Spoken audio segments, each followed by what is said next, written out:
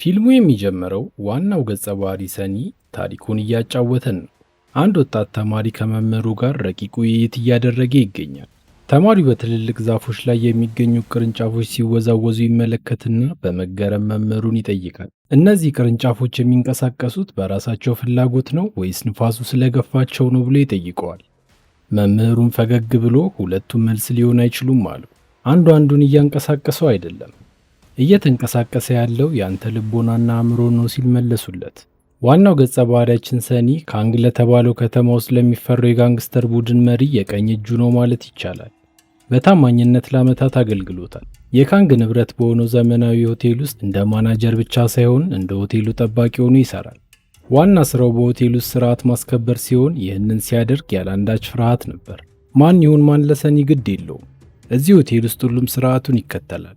ሆኖም ፊቱ ላይ የሚነበበው ቅዝቃዜና እርጋታ በውስጡ ያለውን አውሬነት ይሸፍነዋል። አንድ ምሽት ላይ ግን ነገሮች ከቁጥጥር ውጭ ለመሆን ተቃረቡ። እኩለ ሌሊት ላይ ሞቅ ያላቸውና ስነ ስርዓት የጎደላቸው ወሮበሎች ሆቴሉ ውስጥ ገብተው ረብሻ ፈጠሩ። ሰራተኞቹን አንገበገቧቸው። እነሱም ሁኔታቸው አልጥም ሲላቸው የመጨረሻ መከታቸው የሆነውን ሰኒን ጠሩት።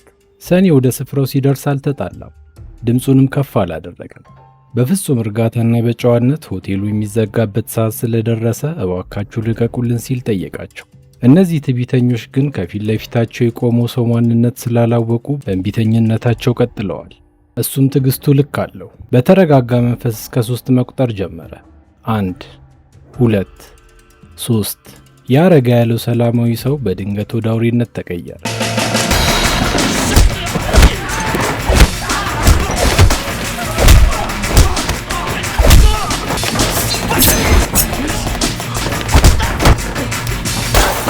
አጥንታቸውን ሰባብሮ ኩራታቸውንም አስተንፍሶ እንደ ቆሻሻ አውጥቶ ጣላቸው። ብዙም ሳይቆይ ግን አለቃው ካንግ ጠራው። ፊቱ ላይ ጭንቀት ይታይ ነበር። ሰኒ ደብድበው ያባረራቸው ተራ ሰካራሞች ሳይሆኑ ቤክ ተብሎ የሚጠራው የካንግ ጠላት ቅጥረኞች ነበሩ። ይህ ቀላል ግጭት በሁለቱ ቡድኖች መካከል ተዳፍኖ የቆየውን የቂም እሳት ሊያቀጣጥለው እንደሚችል ስለገመተ ካንግ ሰግቷል። በተለይም ቤክ ይህንን ሆቴል ለመግዛት አይኑን ጥሎበት ስለነበር አጋጣሚውን ለጦርነት ማስነሻ ሰበብ ያደርገዋል ብሎ ፈርቷል። ንግግሩን ሳይቋጭ ስነ ስርዓት የሚባል ነገር ፈጽሞ ያልፈጠረበት ማንሱክ የተባለው ሌላው የቡድኑ አባል ሳያንኳኳ በሩን በርግዶ ገባ። ይህ ንቀትና ድፍረቱ ግን ዋጋ አስከፈለው። እንደ ውሻ አመናጭቆ ነበር ያባረረው። በክፍሉ ውስጥ ጸጥታ ሲሰፍን ካንግ ለሰኒ እጅግ ሚስጥራዊና የሚፈታተነውን ተልዕኮ ሰጠው። ድምፁን ዝቅ አድርጎ ስለ ፍቅረኛው ሄዙ ማውራት ጀመረ። ካንግ ዕድሜ ጠገብ ቢሆንም ይህችን ልጅ ከልቡ ይወዳታል። ነገር ግን ሰሞኑን ጥርጣሬ አድሮበታል። ከሌላ ወንድ ጋር ግንኙነት እንደጀመረች ወሬ ሰምቷል። ጉዳዩ ለካንግ የክብርና የወንድነት ጉዳይ ስለሆነ ማንም እንዲያውቅበት አይፈልግም።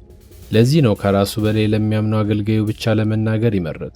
ትዕዛዙ ቀላል ነው፣ ተከታተላት። እውነትም ከሌላ ወንድ ጋር እንዳለች ካረጋገጥክ ወደ እኔ መደወል የለብህም። እዛ ያለችበት ግደላት። እሱም የዛኑ ቀን የታዘዘውን ለመፈጸም ወደ ሄዙ ቤት አመራ። መግባቢያ የሆነው ዘንድ ከካንግ የተላከ ስጦታ ነው በሚል የያዘውን አስረከባት። ሄዚ ስጦታውን ስትቀበል ድንጋጤ ይታይባት ነበር። ከዛን ቀን ጀምሮ ሰኒ የሄደችበት እየሄደ እንደ አዳኝ ንስር እያንዳንዱን እንቅስቃሴዋን መከታተል ጀመረ። እራት ስትበላ፣ ክለብ ስትሄድ፣ ከወንድ ጓደኞቿ ጋር ስትሆን ሁሉም ነገር በመነጽሩ ስር ነው። ለጊዜው ግን ምንም የሚያጠራጥር ነገር አልታየውም። በዚህ ምሽት ግን አብሯት የነበረው ወጣት ቤት ድረስ ሸኛት። ሄዙ ትከሻዋን ከብዷታል። አንድ ሰው እንደ ጥላ እየተከተላት እንደሆነ ገምታለች። እሱም በጨለማ ውስጥ አድፍጦ እየተከታተላት በነበረበት ሰዓት ስልኩ ጠራ። ማንሱክ ነበር። ነገሮች እየከረሩ መሆኑን ገለጸለት። ፕሬዝዳንት ቤክ ሆቴሉን ለመግዛት ያቀረበውን ጥያቄ በተደጋጋሚ ውድቅ ሲደረግበት ቆይቷል። አሁን ደግሞ ልጆቹ በመደብደባቸው ውጥረቱ ጣራ ነክቷል። ማንሱክ በመቀጠል ቤክ ሊያናግር ይፈልጋል፣ ስልኩን አንሳለትና ነገሩን በሽምግልና እንፍተው እያለ ቢለማመጠውም ሰኒ ግን በጭራሽ አላደርገውም አለ። ለእርሱ ይህ የክብር ጉዳይ ነው። መደራደር ሽንፈት ነው። ብዙም ሳይቆይ ነበር ፕሬዝዳንት ቤክ የደወለው። ድምፁ እንደ ሰይፍ የሰላና ማስፈራሪያዎችን ያዘለ ነበር። ማስፈራሪያው ግን ለሰኒ ቦታ አልነበረው። በንቀትና በትዕቢት ማውራት ከፈለግ አንተ ራስህ በአካልና ብሎ ስልኩን ዘጋበት። ይህ ንግግር የጦርነት አዋጅ ነበር። በስልኩ ሌላኛው ጫፍ የጨለማው ዓለም ንጉሥ ፕሬዝዳንት ቤክ በታማኝ ወታደሮቹ ተከቦ ተቀምጧል። የሰኒን ንቀት የተሞላበት ምላሽ ደሙን አፍልቶታል። በዚህ ሰዓት ከጠባቂዎቹ አንዱ የተፈጠረውን የቃላት ልውውጥ እንደ ተራ ቀልድ በመቁጠር ሳቋ አመለጠው። ያቺ ላፍታ ያመለጠችው ሳቅ ግን የህይወቱ ማብቂያ ነበረች። ቤክ ክብሩ እንደተነካበት አንበሳ ተስፈንጥሮ በእጁ የያዘውን ስልክ እንደ መዶሻ በመጠቀም አናቱን ይለው ጀመር። ህይወቱ እስኪያልፍ ድረስ ቤክ አላቆመም። በሌላ በኩል ሰኒ በቤቱ ለመተኛት እየሞከረ ቢሆንም ውስጡ ሰላም አልነበረው። እንቅልፍ ካይኑ ጠፋ። ሄዙ በአእምሮ እየተመላለሰች ሰላም ነሳችሁ። ልቡ ባለመደው ስሜት እየተተበተበ በሐሳብ ባህር ውስጥ እየዋኘ ሳለ በድንገት ስልኩ ጠራ። እሷ ነበረች። በፍጥነት ልታገኘው እንደምትፈልግ ስትነግረው እሱም ልቡ እንደ ከበሮ እየመታ ወደ ቀጠረችው አድራሻ ሮጠ። አንድ ሆቴል ውስጥ ተገናኝተው በእርጋታ መመገብ ጀመሩ። እሷ ዘና ብላለች፣ እሱ ግን ተጨንቋል። የሰኒ ዝምታና ቁጥብነት የተመለከተችው ሄዙም አንድ ያልተጠበቀ ጥያቄ ወረወረችበት። ስራ ምንድን ነው? የሰዎችን ዕዳ መሰብሰብ ነው ብላ ጠየቀችው። ሰኒ አንገቱን አቀረቀረ። እውነቱን መናገር አይችልም። የሆቴሉ ማናጀር ነኝ፣ ከዛ ውጭ ምንም አይደለውም አለ። ዝምታውና አይናፋርነቱ የሰለቻት ሄዙ በጨዋታ መልክ ከሱ ጋር ማውራት እንዳስደበራትና በጣም ኩራተኛ እንደሆነ እየነገረች ልታጫውተው ሞከረች። እሱ ግን እንደተቆጠበ ነበር። ምሳ እንደጨረሱ ወደ አንድ ትልቅ የገበያ አዳራሽ አመሩ። እዚያም እጅግ የሚያምር አምፖል አይታ ፈዘዘች። ልትገዛው ፈልጋለች። ሆኖም ዋጋውን ስትመለከት ከአቅሟ በላይ ስለሆነባት ትታው ሄደች። የምትፈልገውን አጋስቷት ከተለያዩ በኋላ ግን ሰኒ ወደ ቤቷ አልሄደም። እንደ ጥላ ከርቀት መከታተሉን ቀጥሏል።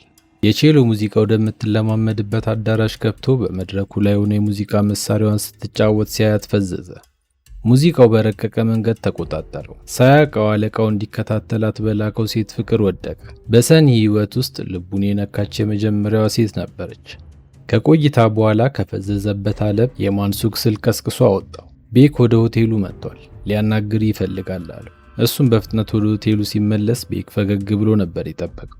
ባለፈው የተፈጠረው ቀላል አለመግባባት እንደሆነ እየነገረው ተንኮል ባዘለ እርጋታ እንደ አዲስ በሰላማዊ መንገድ እንዲደራደሩ ሐሳብ አቀረበ። ሰኒ ግን ለዚህ ቀበሮ ፊት አልሰጠውም። አለመግባባት እንዳልሆነና ሰዎቹን ልኮ ሊያስፈራራው እንደሞከረ እውነቱን በመግለጽ ትልቅ ስህተት እንደሰራ ቁርጡን ነገረው።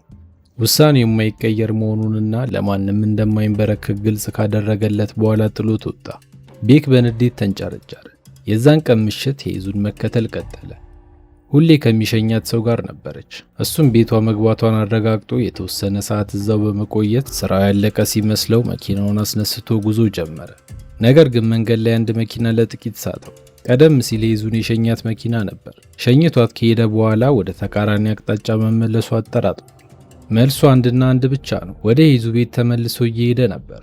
እሱም ወዲያው መኪናውን አዙሮ እየበረረ ወደ ሄዙ ቤት ተመለሰ። ድምፅ ሳያሰማ ወደ ቤቱ ገባ።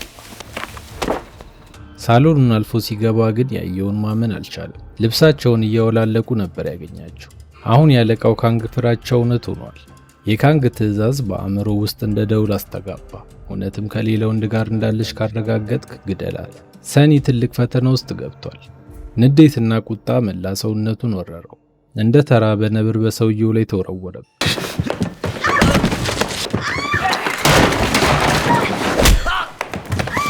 ያለ ምሕረት እያፈራረቀ ጠንካራ ቡጤዎቹን እንደ ዝናብ ያወርድበት ጀመር። ይህ ሁሉ ስትመለከት የነበረችው ሄዙ በፍርሃት እየተንቀጠቀጠች የደረሱልኝ ጩኸት አሰማች።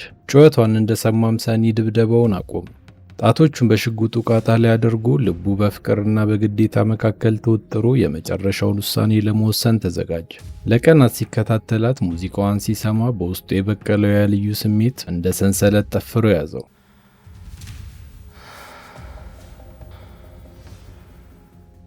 በመጨረሻም ልቡ አሸነፈ። ይህ ውሳኔው ግን ሕይወቱን ገደል እንደሚከት ያውቀዋል። ድምፁ እየተንቀጠቀጠ ሂጂ አላት። ከዚህ ሰው ጋር ያላትን ግንኙነት ዛሬውን አቋርጣ እዚህ ቤት ውስጥ የተፈጠረውን ነገር እንደ ህልም እንድትረሳው አስጠነቀቃት። የዛሬውን ክስተት ለካንግ ካልተናገረች እሱም ለማንም እንደማይናገር ቃሉን ሰጣት። ውሽማዋን ፈጣሪውን እያመሰገነ ቤቱን ለቆ ወጣ። እሷ ግን ልጁን መርሳት እንዲቀላል አለመሆኑን በእንባ እየታጠበች አስረዳችሁ። በጣም እንደምትወደው በመንገር በፍጹም ልትረሳው እንደማትችል ገለጸችለት። ሰኒ ጆሮውን ማመን አቃተው። ይህንን ሁሉ የሚያደርገው ለሷ ብሎ እንደሆነና ህይወቷን ለማትረፍ እንደሆነ ሊያስረዳት ሞከረ። እሷ ግን ልትሰማው አልፈለገችም። እንዲያውም አንተ እስክትመጣ ድረስ ሁሉም ሰላም ነበር፣ ህይወቴን ያበላሸው አንተ ነህ ብላ ወቀሰችው። ሰኒ አሁን ግራ ገብቶታል። በጸጸትና በእልህ ተቃጥሎ መኪናውን እየነዳ ወደ ቤቱ አቀና። ብዙም ሳይርቅ ግን ድንገት መንገድ ላይ የሰፈሩ ቦዘኔዎች መኪናውን ከበቡት። እንደውም ቁጣውን የሚያስተነፍስበት ምክንያት ለሚፈልገው ሰኒ ይህ ጥሩ አጋጣሚ ነበር።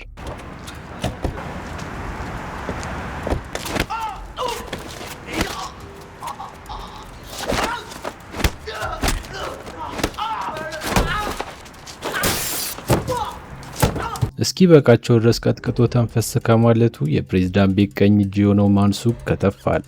ውሳኔውን ቀይሮ ጸቡን በሽምግልና እንዲፈታው ሊያስማማው መሞከሩን ቀጥሏል። ለፕሬዝዳንት ቤክ ይቅርታ ጠይቅና ነገሩን በሰላም እንቋጨው፣ እንዲህ ካደረክ እሱም ያደረግከውን ይረሳልሃል አለው። ነገር ግን ሰኒ ላፍታም ቢሆን ለቤክ አንገቱን ማጠፍ አልፈለገም። የሰጠው ምላሽ አጭር ነበር፣ ከፊቴ ጥፋ።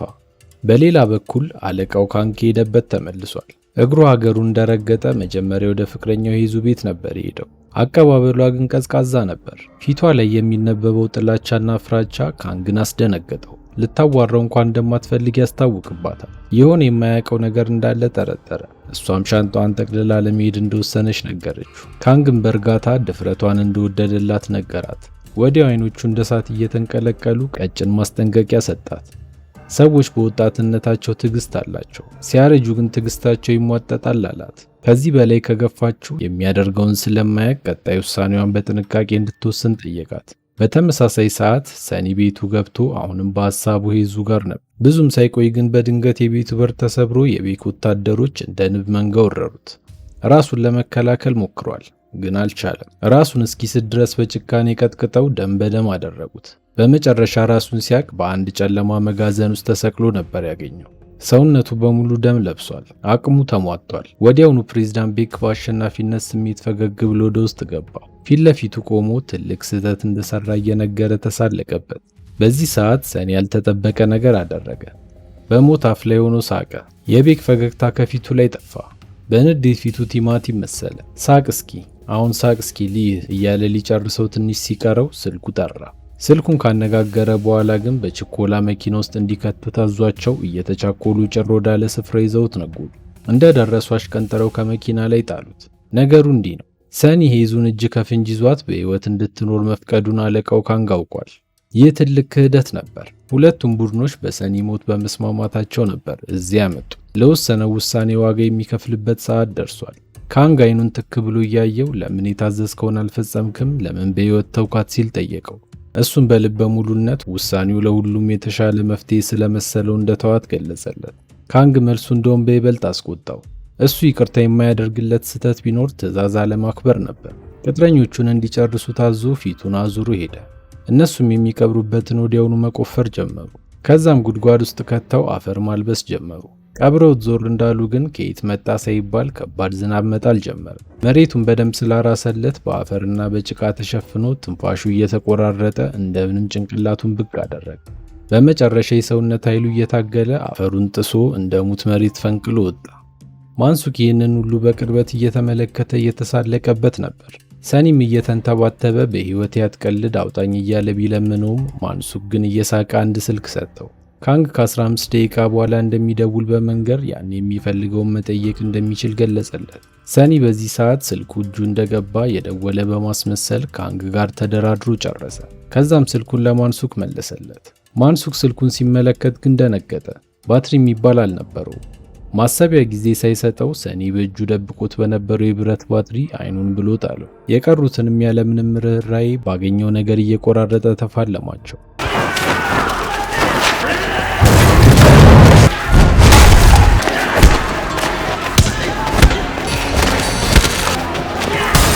አንድም ሳያስቀር ካስወገዳቸው በኋላ ከአካባቢው ተሰወረ። በሌላ ትዕይንት አንድ ሆቴል ውስጥ ካንግና ቤክ ውይይት እያደረጉ ይታያል። ካንግ ታሪክ እየተረከለት ነው። አንድ ታማኝ አገልጋይ ነበረኝ። ለረጅም ጊዜ በታማኝነት ያልኩትን እየፈጸመ አገልግሎኛል። አንድ ቀን ግን ትንሽ ስህተት ሰራ። እኔ የፈለግኩት ስህተቱን እንዲያምን ብቻ ነበር። እሱ ግን እምቢ አለ። በዚህ ምክንያት ገደልኩት። ስህተቱ ትልቅ ይሁን ትንሽ ዋጋ የለውም። ዋናው ነገር ስህተትን አምኖ መቀበል ወይም አለመቀበል ነው አለ። አሁን ሰኒ በሁለቱም ቡድኖች እየታደነ ይገኛል። ስለዚህም ሳይቀድሙት በመቅደም ሁሉንም መጨረስ ይኖርበት። ለዚህ እቅዱ ታዲያ መሳሪያ እንደሚያስፈልገው ስለሚያውቅ መጀመሪያ ወደ ቀድሞ ጓደኛው ደውሎ ገንዘብ እንዲያበድረው ጠየቀው። እሱም ወዲያውኑ የጠየቀውን ገንዘብ ለመስጠት ተስማማ። ቀጥሎም መሳሪያ በሕገ ወጥ መንገድ ወደሚያቀርቡ ሰዎች ይሄዳል። ሻጩ ግን የሰኒ ሁኔታ አልጣመውም። ፖሊስ መስሎታል። ሰኒም ፈጠን ብሎ የካንግ ሰው እንደሆነ በመንገር ምንም እንዳይፈራ አስተማመነ። በመጨረሻም አንድ እጅግ ዘመናዊ ሽጉጥ አቀረበለት። እንዴት እንደሚፈታ እንዴት እንደሚገጠም ካሳየው በኋላ ያለው ነገር እውነት መሆኑን ለማረጋገጥ ወደ ሆቴሉ ደወለ።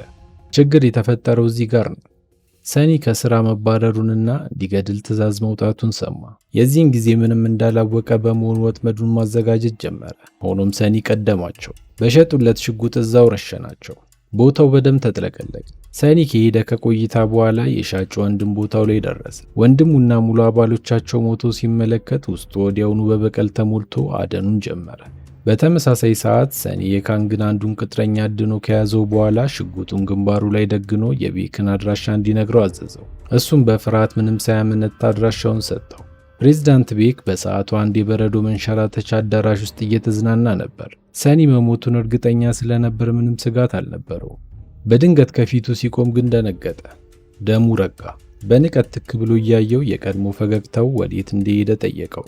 ሁለታችንም ባለሙያዎች ነን በማለት የሆነው ነገር እንደ መጥፎ የንግድ ኪሳራ እንዲቆጥረውና እንዲረሳው ያባብለው ጀመር። ለሰኒ ግን ከዚህ በኋላ መተው የሚባል ነገር የለም። የከፈተው የደም በር ሊዘጋ የሚችለው በደም ብቻ ነው። ሽጉጡን አቀባበለ። የቤክ የመጨረሻ ሰዓት ደረሰ። ግን ይህንን የሞት ሽታ ያዘለ ድባብ የተረዳ አይመስልም። አሁንም በንግግር ነገሮችን ለመፍታት በእርጋታና በራስ መተማመን እያለሳለሰ ወደ ሰኒ ተጠጋ። ሆኖም እርጋታ የውሸት ሽፋን ነበር። ቤክ ካልተጠበቀ አቅጣጫ ቢላውን መዞ ወጋው። ህመሙ ከባድ ከመሆኑ የተነሳ ሰኒ ወደቀ። ይሁን እንጂ እንደምንም ሽጉጡን መዞ የቤክን ደረት በትክክል አገኘው።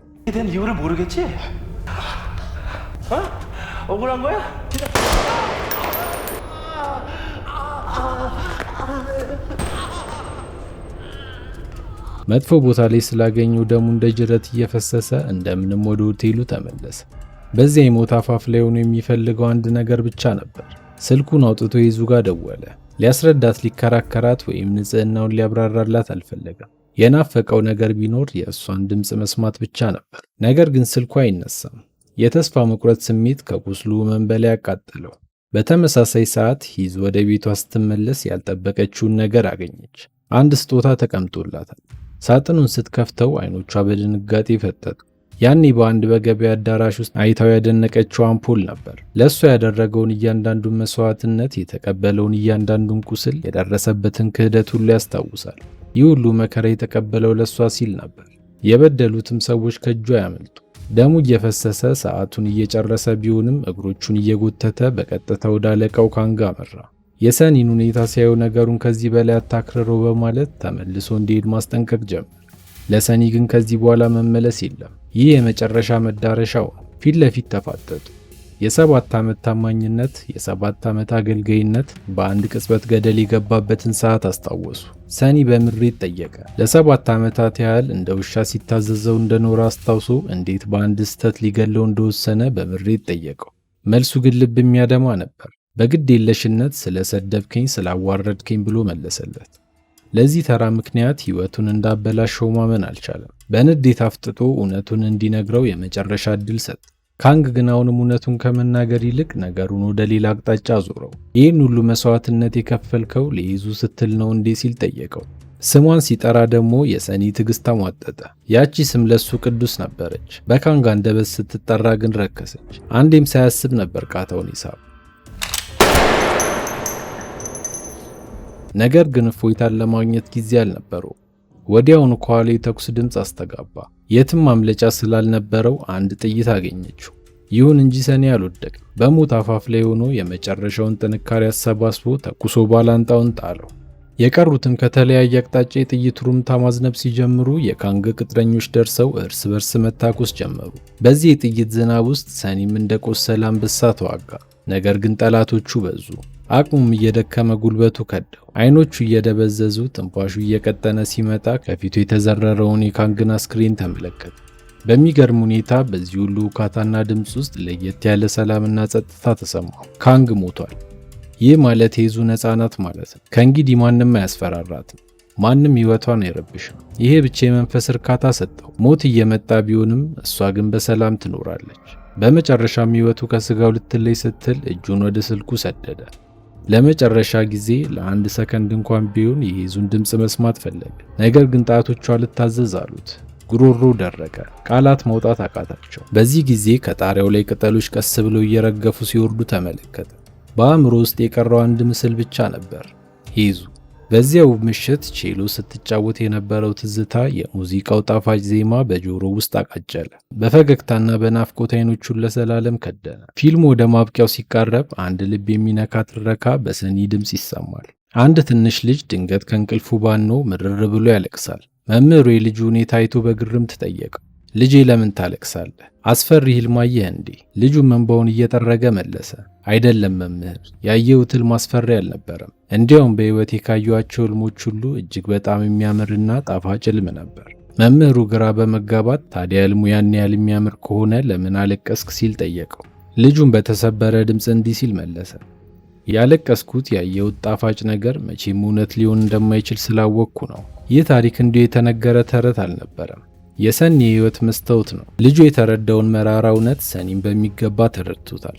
እሱም እንደዚያ ሕፃን ልጅ ከሄዙ ጋር የፍቅር ህይወት የመመስረት ህልም ነበረው።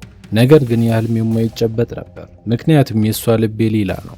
የእሱ ፍቅር፣ የእሱ መስዋዕትነት ሁሉ በአየር ላይ የቀረ ጩኸት ነው። ይሁንና ይህንን እውነት እያወቀም ቢሆን ፊቱ ላይ ፈገግታ ይታይ ነበር።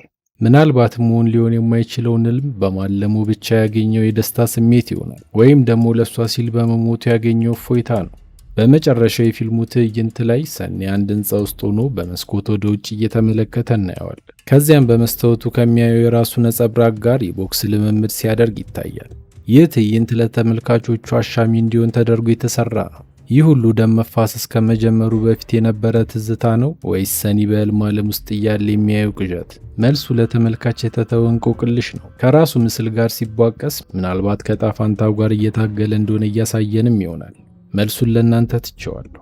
እስከ መጨረሻው ስለተከታተላችሁኝ አመሰግናለሁ። ምንም አይነት ሐሳብና አስተያየት ካሉት ኮሜንት ላይ ለማስቀመጥ ወደ ኋላ ይበሉ። ቪዲዮውን ላይክ እና ሰብስክራይብ በማድረግ ያበረታቱን። አመሰግናለሁ።